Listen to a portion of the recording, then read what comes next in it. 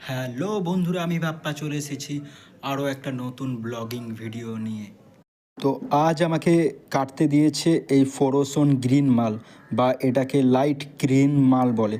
আর বুবাইকে কাটতে দিয়েছে orange colour. আর কিছুক্ষণ আগে আমি এই লাল মালগুলো কাটতেছিলাম, যেটা কাটা হয়ে গিয়েছে। আর কাটার কিছুক্ষণ পরেই এই সাদা মাল এবং অরেঞ্জ এবং সবুজ মালগুলো এসেছে। তো অনেকেরই অনেক প্রশ্ন থাকে যে দাদা, তুমি একটা মাল কাটলে ক টাকা পাও? তো চলো আমি আজকে তোমার দিকে দেখাচ্ছি যে একটা মাল কাটলে আমি ক টাকা পাই। তো প্রত্যেকটা মাল এরকম প্লাস্টিকের মধ্যে ঢোকানো থাকে এবং আসে। আর আমরা মালের ওয়েট দেখে নিই যে একটা মাল কত কেজি আছে। যেমন এই অরেঞ্জ ফোরোসন গ্রিন মালটা আছে 80 কলের, এবং আর ওয়েট হচ্ছে 20 কেজি 180। তো আমরা এই মালটাকে খাতায় লিখে নিই এবং সপ্তাহ শেষে আমরা কেজি হিসাবে, যেমন 20 কেজি মাল কাটার পরে সেরকম 20 কেজির টাকা আমার দিকে দেওয়া হয়।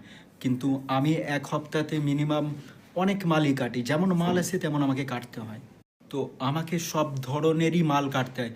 যেমন 1 ইঞ্চি আছে, 1 ইঞ্চি থেকে মানে 1 সুতা কম আছে, 2 ইঞ্চি আছে, 2.25 ইঞ্চি আছে, 1.5 সুতা আছে, এমন অনেক বিভিন্ন ধরনের মাপ আমাকে বলে।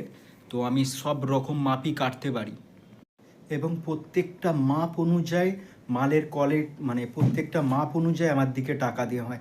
যেমন 1 ইঞ্চি মাল কাটলে বেশি টাকা দেওয়া হয়, এবং চওড়া মাল কাটলে, বা যেগুলোকে আমরা 2 ইঞ্চি বলি, 1.5 ইঞ্চি, এই সমস্ত মাল কাটলে কম টাকা দেওয়া হয়। প্রত্যেকটা মালে অনুযায়ী আমার দিকে টাকা দেওয়া হয়, কারণ 1 ইঞ্চি মাল বা 1 ইঞ্চির থেকেও যেটা কম হয় সেগুলো কাটতে আমাদের বেশি সময় লাগে, এবং চওড়া মালগুলো কাটতে আমাদের কম সময় লাগে।